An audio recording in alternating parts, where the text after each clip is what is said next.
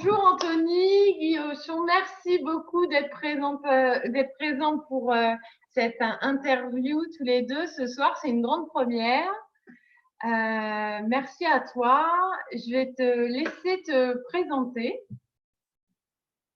Eh bien, tout d'abord, bonjour Maggie, merci beaucoup de me faire l'honneur de finalement ouvrir ce bal des interviews que tu t'apprêtes à faire, c'est génial.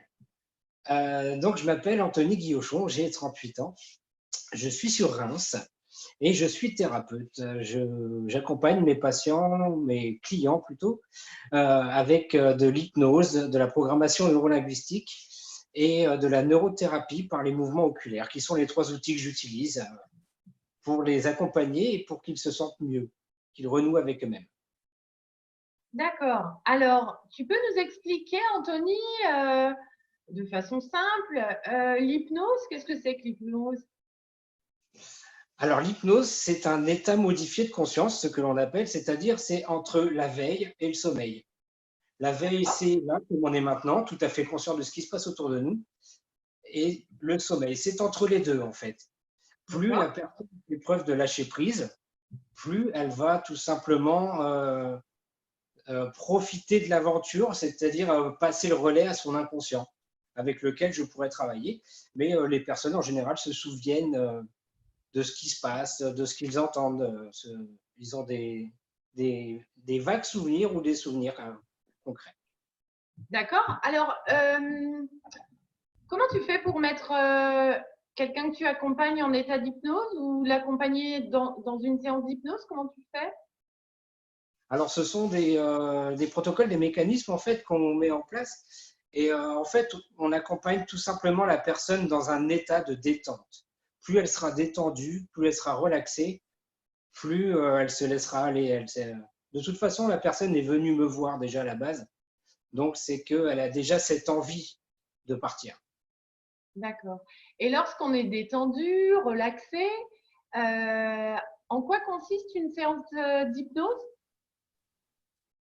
Alors, les personnes viennent me voir pour plusieurs motifs divers et variés. Ça peut être l'arrêt du tabac, les addictions, la perte de poids, la dépression, des processus de deuil, pour se sentir mieux, pour reprendre confiance en eux, pour reprendre de l'estime d'eux. Et toi, tu fais quoi une fois que la personne est relaxée? Comment se passe une séance d'hypnose? Mais je l'accompagne en fait dans son univers à elle. C'est pour ça que les protocoles sont adaptés à la personne par rapport à ce qu'elle aime, par rapport à ce qu'elle apprécie. Comme ça, elles se font 2 fois plus facilement dans son propre décor. D'accord. Donc, c'est des images? Il y a des images, ça dépend en fait de la personne, si elle est plutôt auditive, si elle est plutôt visuelle, si elle est plutôt sur ses ressentis. D'accord.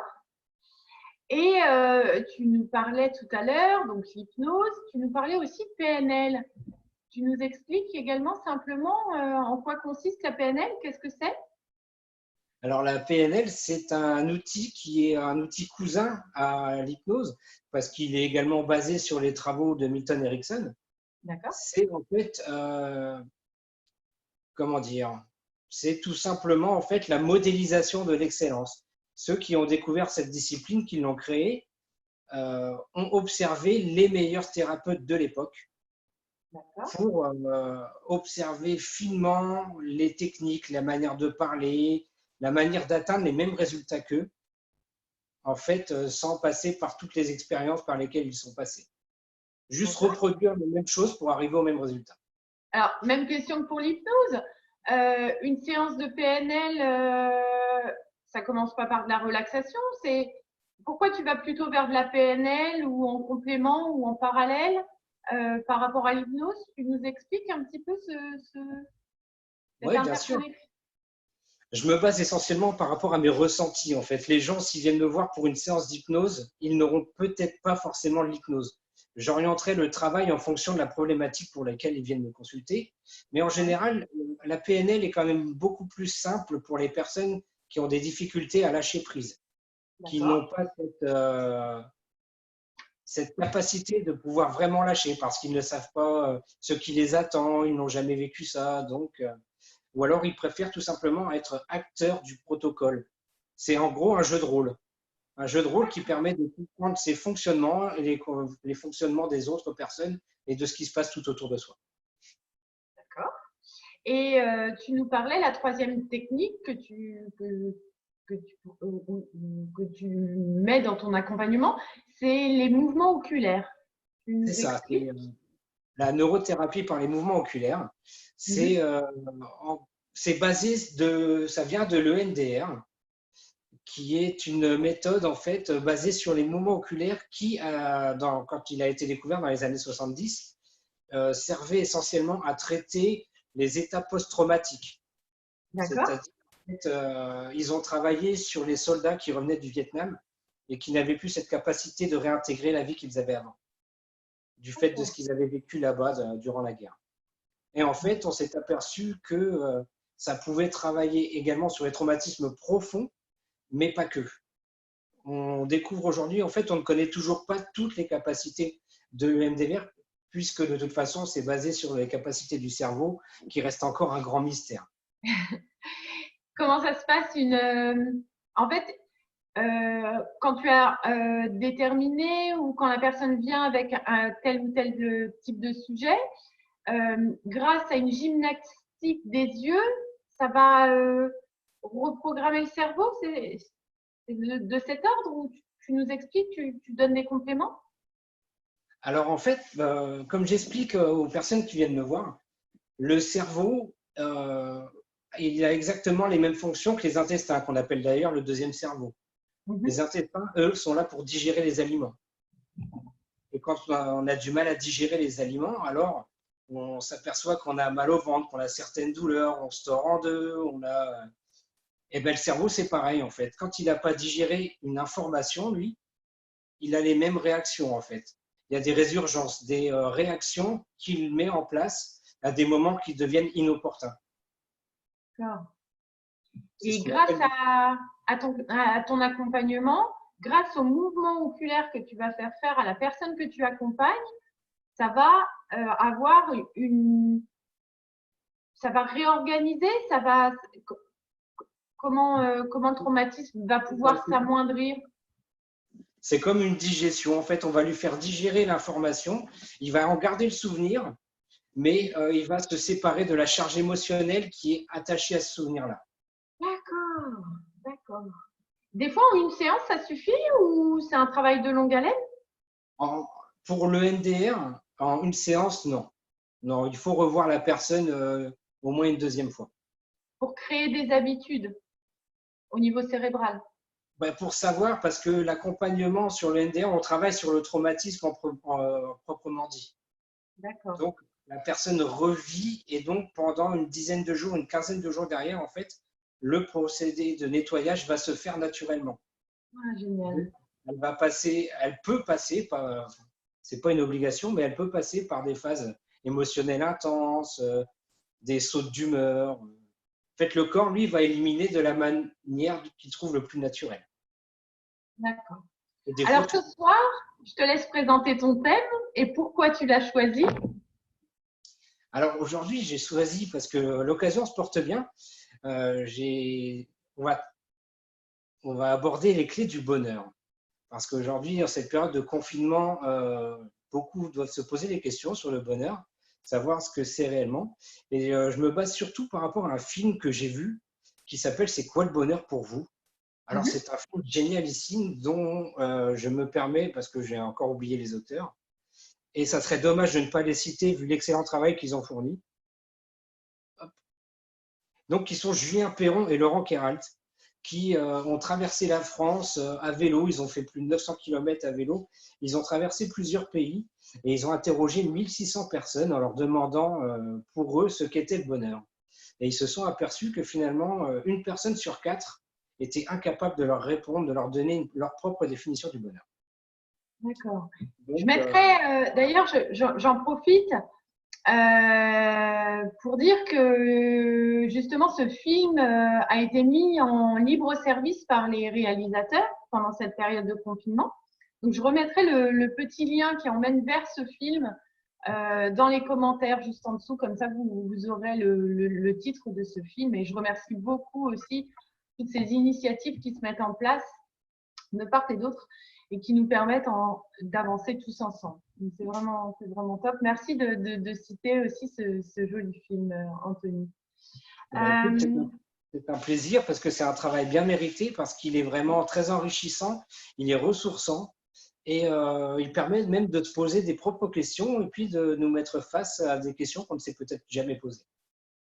Alors pour toi, justement, pour toi qui es thérapeute, pour toi personnellement ou professionnellement, comment tu as pris ce chemin justement vers ton propre bonheur? Qu'est-ce qui pour toi est ton propre bonheur? Alors moi, ma définition du bonheur, c'est tout simplement savoir qui on est, être ce qu'on appelle aligné, c'est-à-dire en phase avec ses idées, ses valeurs, sa nature, avec ses envies, et voilà, être serein, avoir cette capacité de voir les belles choses là où il n'y en a peut-être pas forcément. D'accord. Avoir cette capacité de garder peut-être ses yeux d'enfant, je dirais.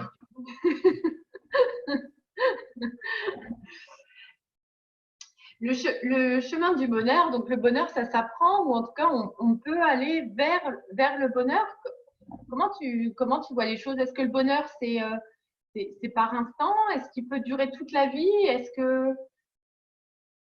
Alors je dirais oui, en effet, le bonheur, ça s'apprend, mais en plus de s'apprendre, ça se cultive. Parce que le bonheur, il est instantané, il ne dure qu'un temps. Finalement, le jeu, c'est d'enchaîner des moments de bonheur les plus rapprochés possibles.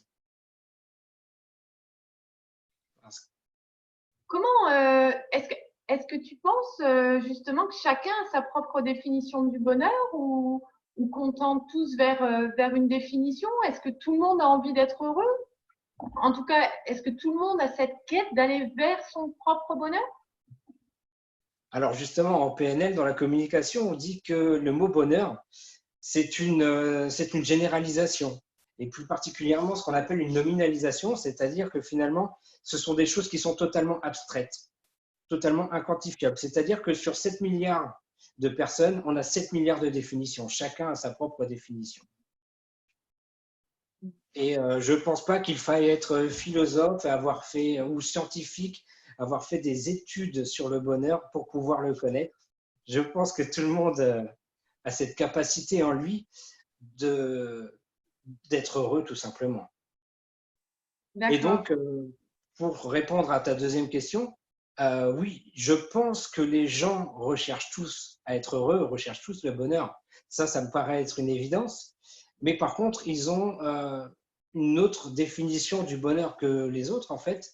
Ils ont chacun leur propre définition. C'est-à-dire, certains vont trouver le bonheur dans le sport, certains dans l'amour en famille, certains dans l'argent, certains en montant leur entreprise, certains en créant, en faisant des toiles de maître ou de la musique ou quoi que ce soit. Mais chacun, en tout cas, a cette quête du bonheur. C'est juste, comme on dit en fait, le bonheur n'est pas le sommet de la montagne, c'est dans la manière de la gravir. Alors, on va en profiter. Vous qui êtes connectés, est-ce que vous voulez bien mettre un petit commentaire pour expliquer ce que pour vous c'est le bonheur? Quelle est votre définition à vous du bonheur? Et puis, vous pouvez aussi partager ce live pendant qu'il existe. Comme ça, vos amis vont pouvoir aussi en profiter. Vous pouvez le faire pendant qu'on est en direct. Mais n'hésitez pas justement dans le commentaire à noter quelle est votre définition du bonheur. Comme ça, Anthony pourra répondre aussi ou vous orienter vers peut-être une solution ou pas, si vous savez déjà ce qu'est le bonheur pour vous. Ça serait qu'un immense plaisir, en effet. Donc, pour toi, le bonheur, c'est le chemin. C'est ça. C'est le chemin qu'on emprunte. C'est la manière, en fait, d'emprunter le chemin. C'est même pas le chemin en lui-même. D'accord.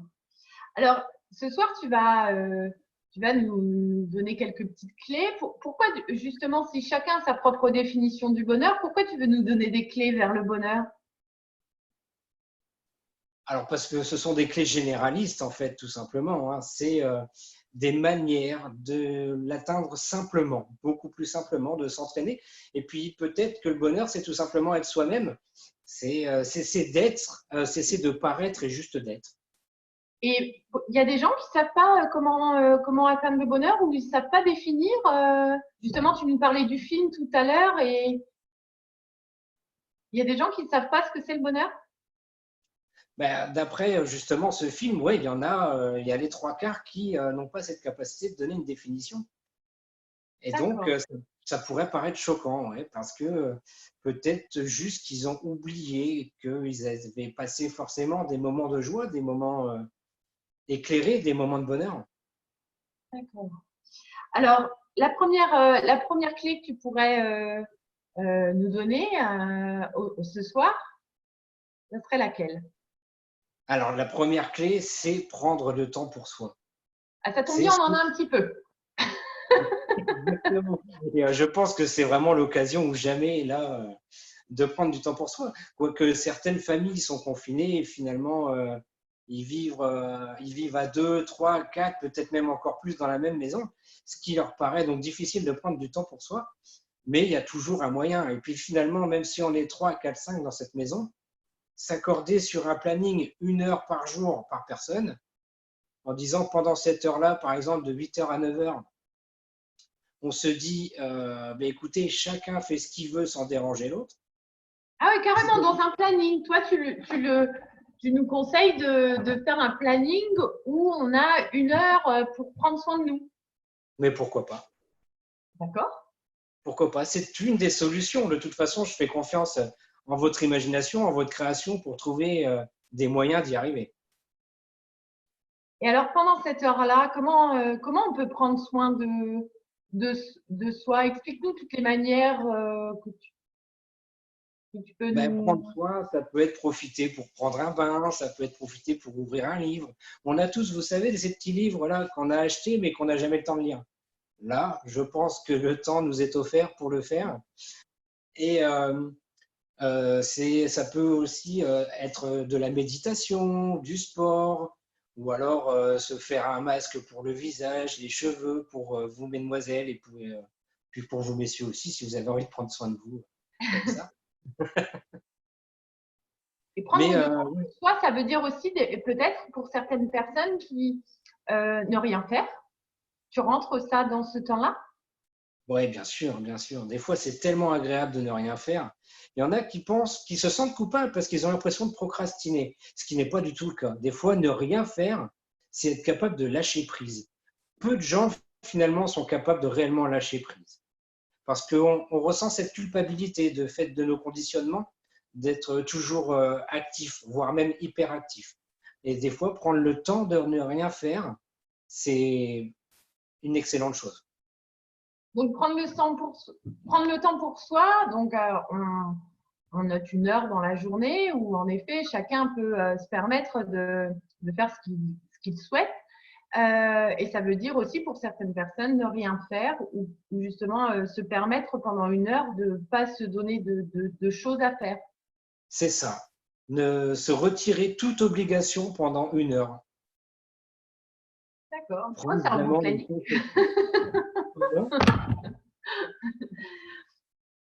soi. Tu nous parlais de la méditation. Alors moi, j'ai beaucoup de questions de personnes qui me demandent ben, comment on fait pour méditer.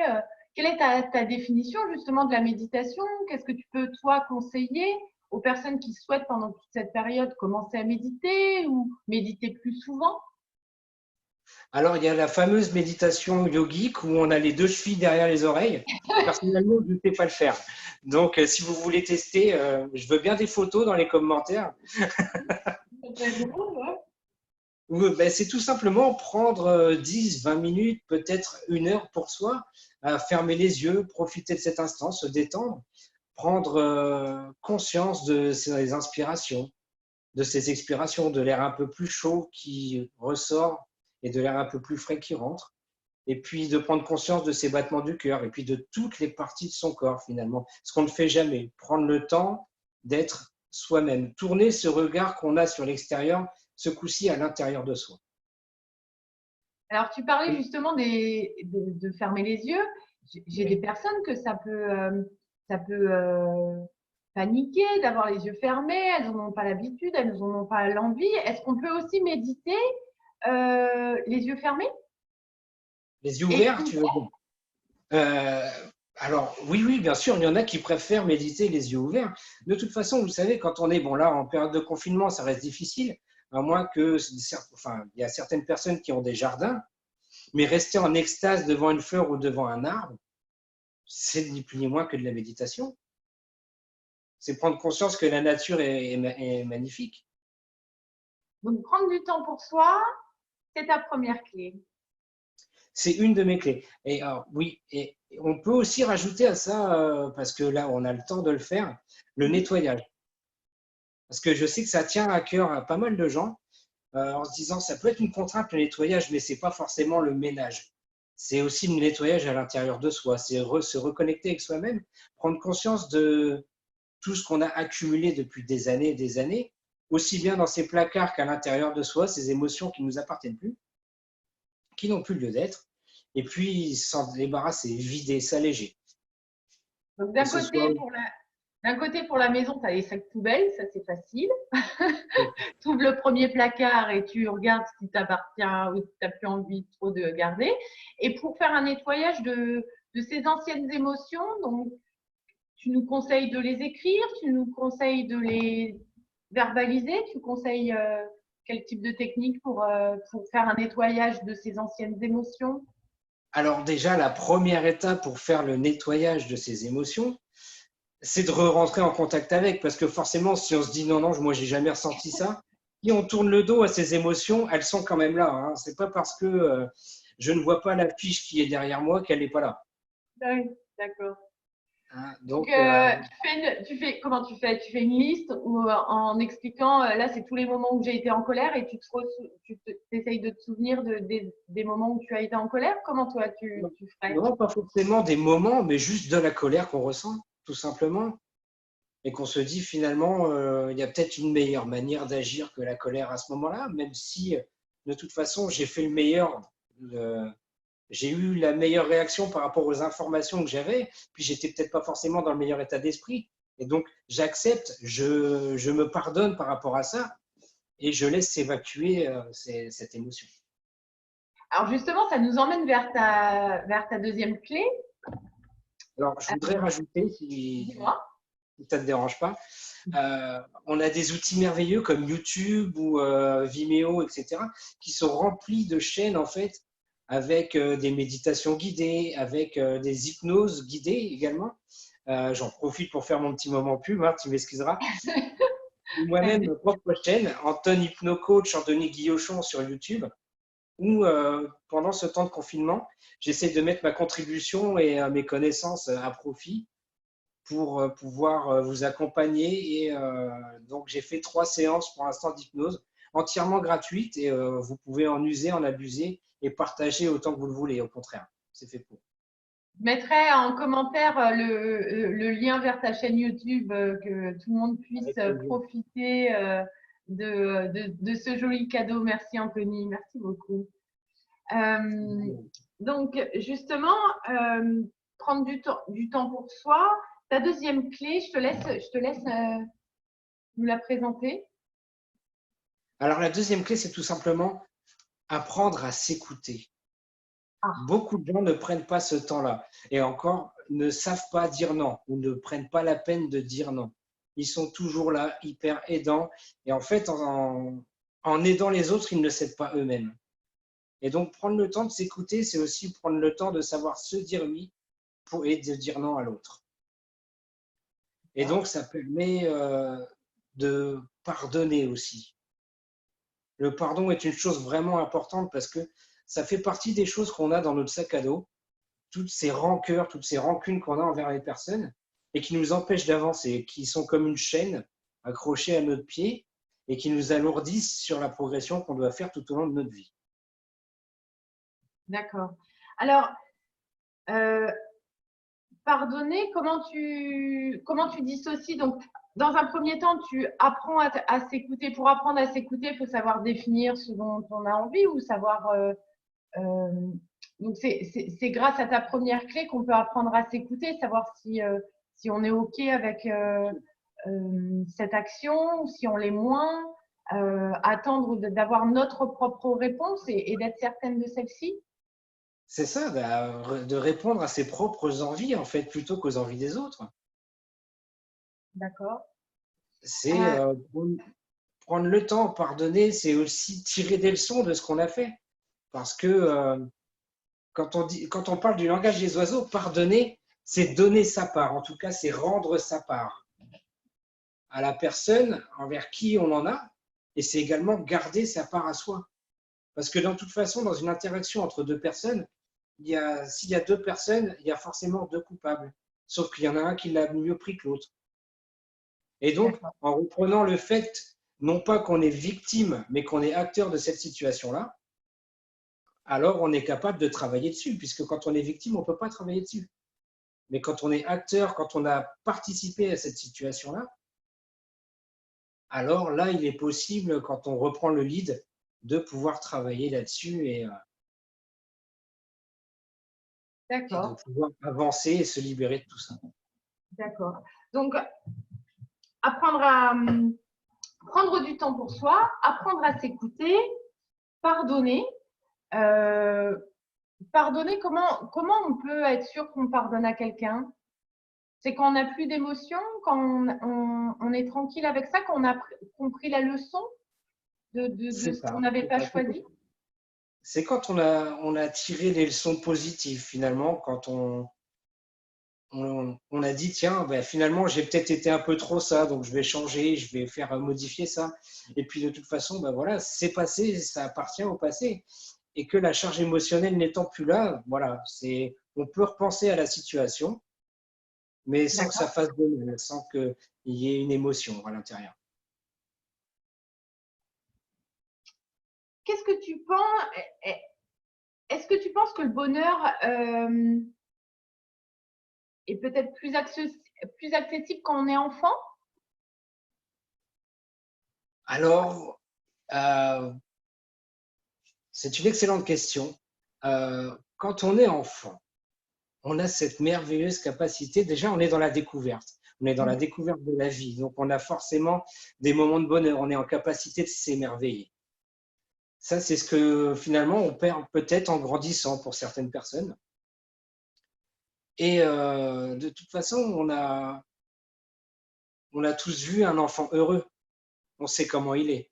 Il court autour de la table, les bras levés, il crie partout. C'est juste un spectacle magnifique. Mais que nous, maintenant, en tant qu'adultes, on se dit, oh, je ne peux pas faire ça. C'est juste pas possible. Donc, ah oui, je suis joyeux, merci. C'est Droupi, quoi. Alors, et alors quand un enfant est en colère, c'est pareil. Tout le monde est au courant. Il est en train de rouler par terre, taper du poing, taper des pieds. Et donc, voilà, il évacue ses émotions, il évacue toutes ses sensations, il met tout à l'extérieur. Quand on parle d'émotion, en anglais, ça se dit emotion. Motion, c'est le mouvement. Les émotions, c'est ce qui nous fait avancer. C'est ce qui nous fait avancer dans la vie. On avance par amour, on avance parce qu'on s'est pris une déception, donc on décide de se mettre un petit coup de pied au derrière pour pouvoir avancer. Il n'y a qu'une seule émotion qui nous fiche, c'est la peur. D'accord.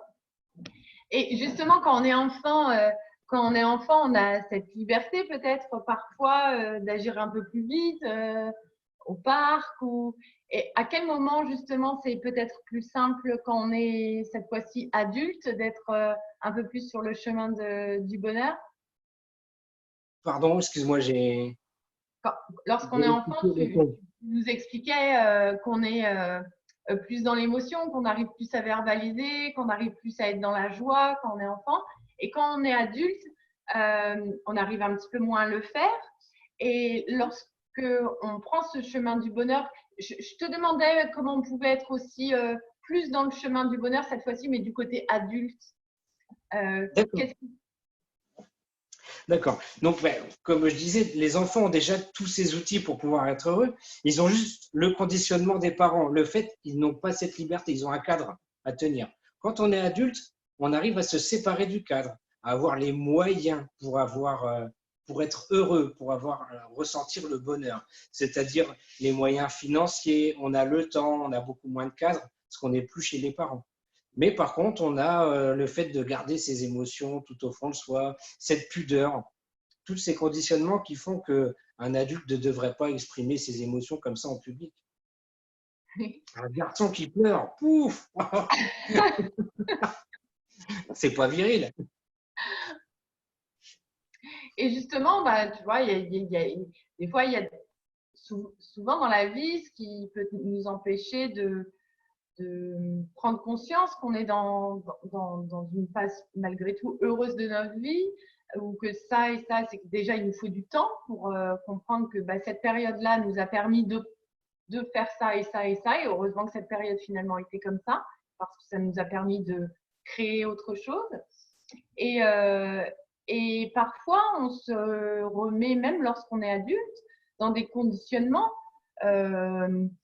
Ben, je reste dans ce boulot-là ou ben là, c'est pas moi qui l'ai choisi, donc c'est pour ça que ça m'embête. Et du coup, qu'est-ce qui pour toi, peut nous faire sortir de cette situation où, par exemple, en ce moment, ça nous est imposé ce temps à la maison?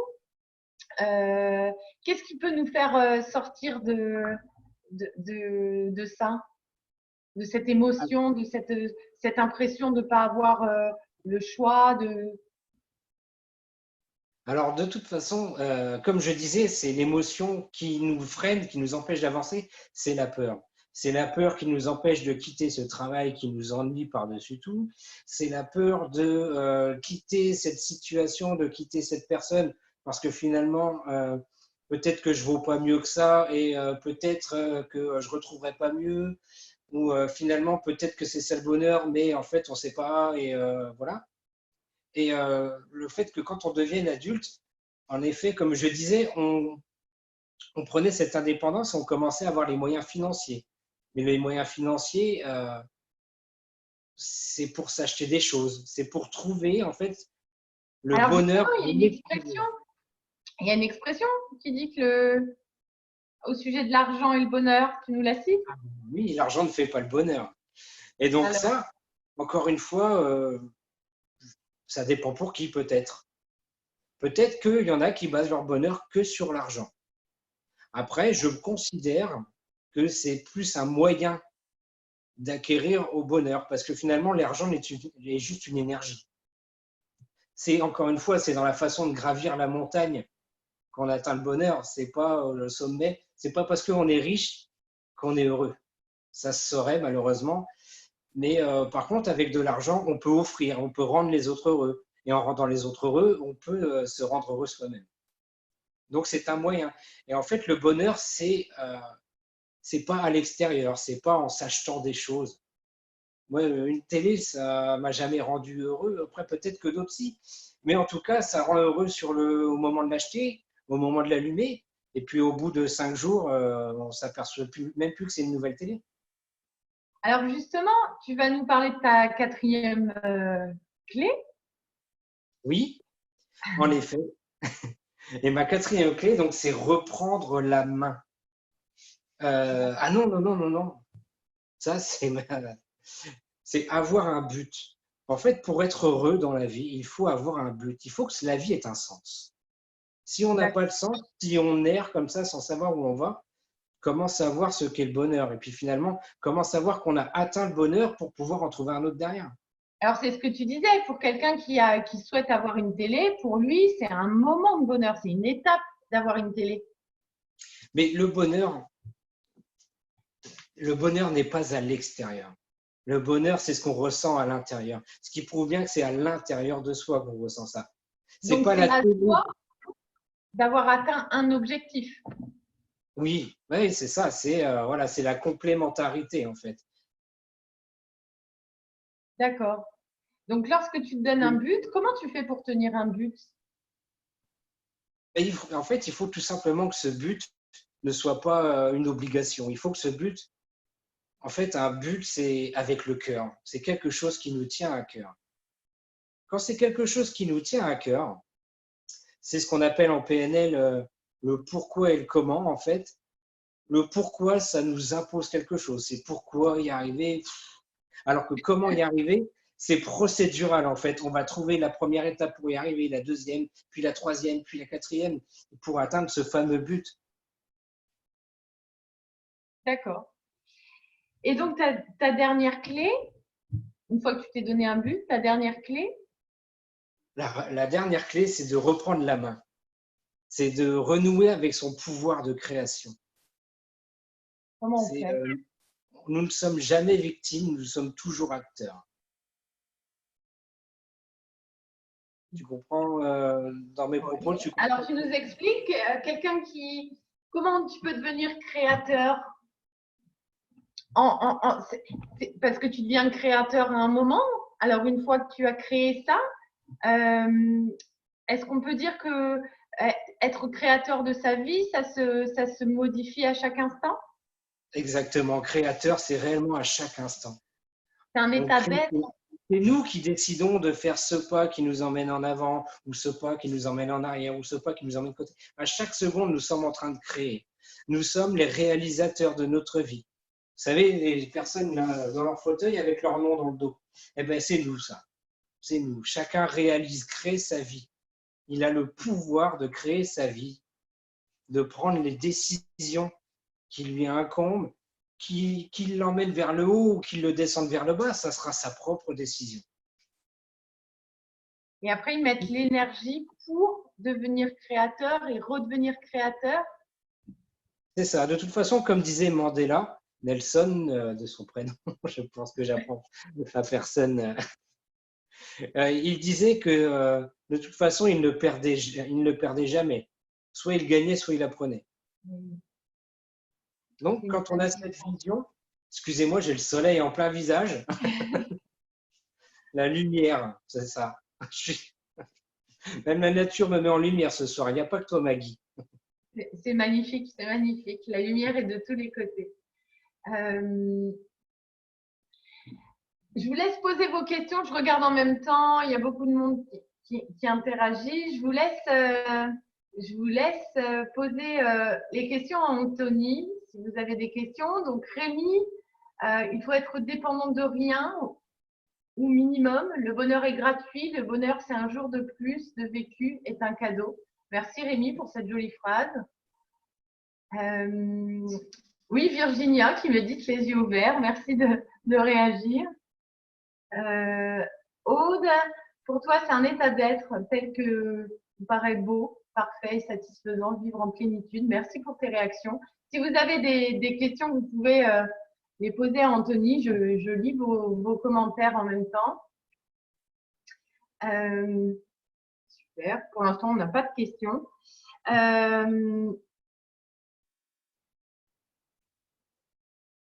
Lorsqu'on est créateur de sa vie, parfois, les freins qui peuvent arriver sont peut-être dus à une expérience de vie qu'on a eue dans le passé ou une peur pour le futur, une projection qu'on peut s'imposer.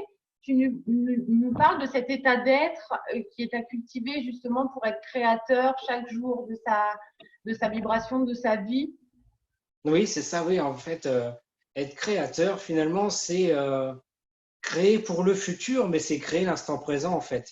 C'est ne pas être comme chacun connaît des nostalgiques qui vivent encore dans le passé, qui disent c'était mieux avant, ou alors ceux qui disent que quand j'aurai ça, je serai heureux. Ou quand j'aurai ce job-là, je serai heureux. Qu'est-ce qui t'empêche d'être maintenant, finalement? Là, c'est dans cet instant présent que tu dois en fait être heureux, ressentir le bonheur. Et c'est ce bonheur-là qui va te faire finalement rencontrer des situations en créant,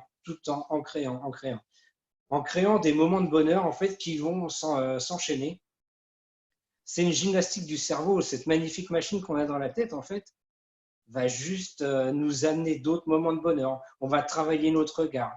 C'est ce que je disais en fait. Les yeux ne sont pas des caméras, ce sont juste des projecteurs. Il projette les états internes qu'on a à l'intérieur de soi.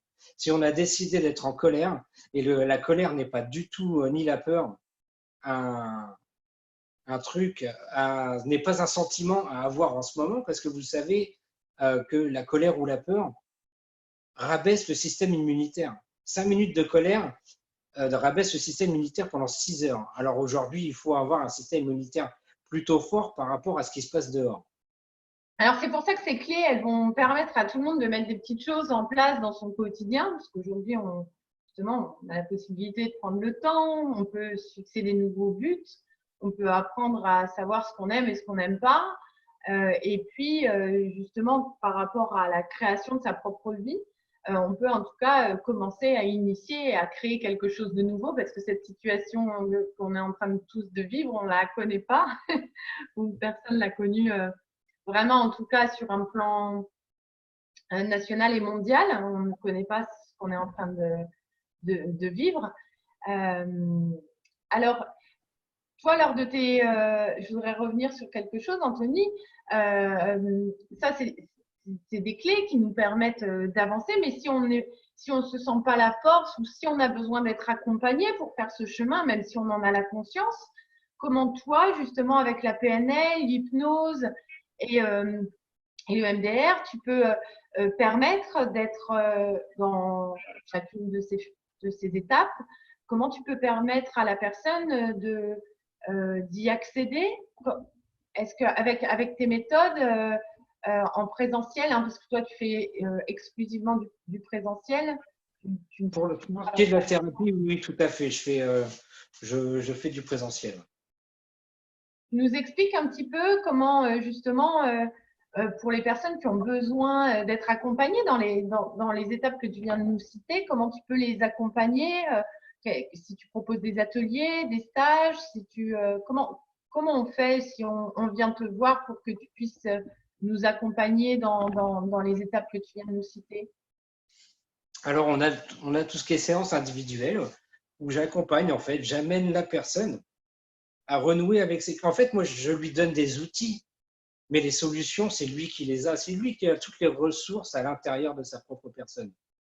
Donc, je vais juste lui faire renouer avec ses propres solutions. On va trouver la solution adaptée de la personne à sa problématique. Donc, après, en moyenne, c'est entre 3 à 5 séances pour une problématique.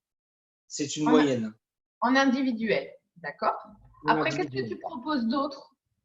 Après, je fais de l'accompagnement de couple. Enfin, quand je dis couple, ce n'est pas forcément des couples homme-femme ou homme-homme, femme-femme, mais ça peut être relationnel entre deux personnes, même deux amis, ou alors mère-enfant, père-enfant, ou frère-frère.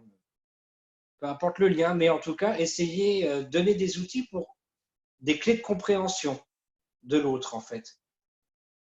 Tu peux intervenir en entreprise, justement, lorsqu'il y a une ambiance à améliorer ou une cohésion à co-créer, tu peux faire ça? Bien sûr, oui, le bien-être au travail est une chose importante et même primordiale, parce que finalement, tout le monde sait qu'un employé heureux et satisfait de son travail, il est 10 fois plus productif que quelqu'un qui n'aime pas ce qu'il fait. Donc, en fait, c'est donnant-donnant, quoi. Si l'entreprise décide de faire en sorte que ses employés soient heureux, alors dans ce cas-là, l'employé lui rendra au centuple. D'accord. Et après, donc tu as une particularité, donc tu fais de l'individuel, tu fais du collectif, et tu fais aussi, je te laisse parler de toute cette partie formation qui n'est pas forcément que pour des personnes qui veulent se former et en faire un métier, mais qui a un cursus un peu plus long pour comprendre en fait un petit peu ces différentes techniques. C'est ça, en effet, je suis formateur pour l'Institut de formation aux thérapies brèves, qui est une école de Chartres, dont le créateur est François Incandela, que j'embrasse d'ailleurs, et puis que je remercie réellement parce qu'il m'a donné cette opportunité de pouvoir enseigner les matières et les disciplines qui me passionnent.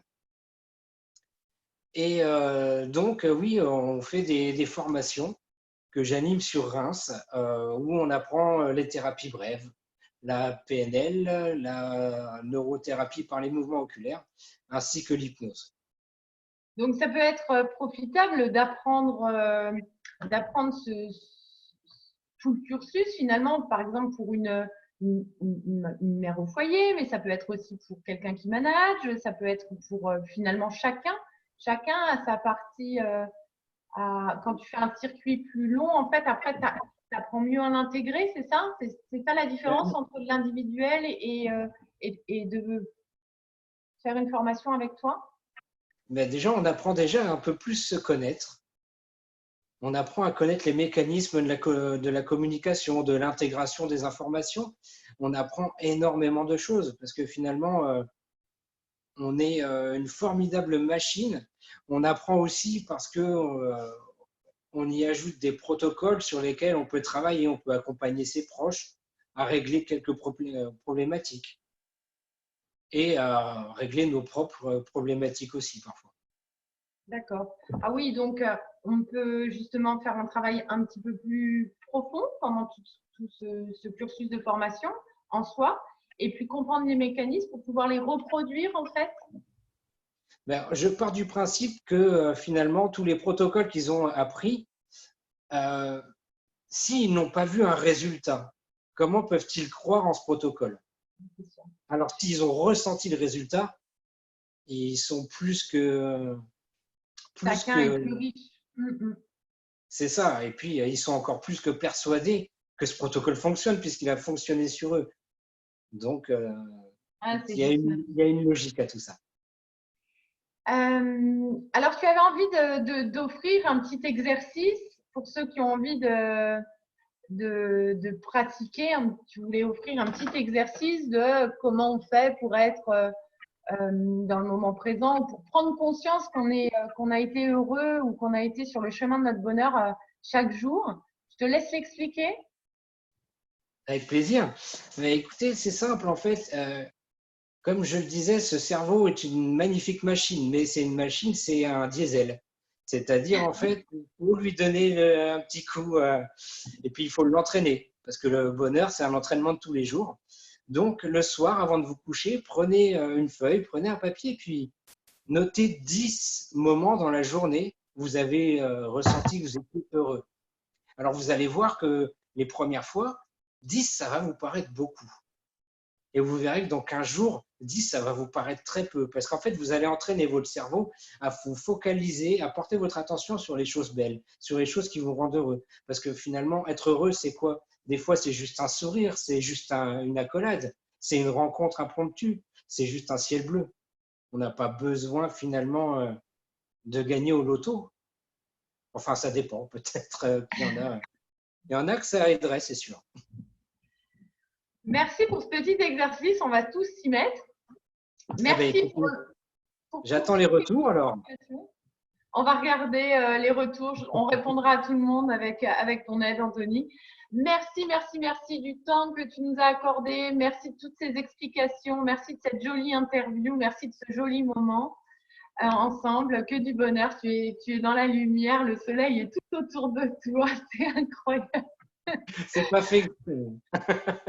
Je vais mettre dans les commentaires, je vais mettre les coordonnées d'Anthony Guillochon, toutes ces coordonnées qui sont regroupées sur Celeritub. Vous aurez tous ses réseaux sociaux, son site internet, son numéro de téléphone, tout ce que tu as déjà co-créé avec nous. Merci, merci pour tout. Je vous dis à demain. Demain, on reçoit Pierre-Pascal Bouff qui va nous parler de comment rajouter un petit mot. Travailler chez soi. Je voudrais juste rajouter un petit mot si possible. Dis-moi, dis-nous. Alors déjà, merci de votre écoute. Merci à toi Maggie parce que c'était un moment merveilleux. C'est magique de partager et puis de parler de ses passions et puis de partager ça avec le monde et surtout dans ces périodes un petit peu bousculantes, un petit peu bizarres. Surtout, n'oubliez pas que vous êtes des trésors et que vous avez toutes les solutions et toute la force à l'intérieur de vous pour pouvoir surpasser tout ça. Ne soyez juste pas dans la peur, ne soyez juste pas dans la colère.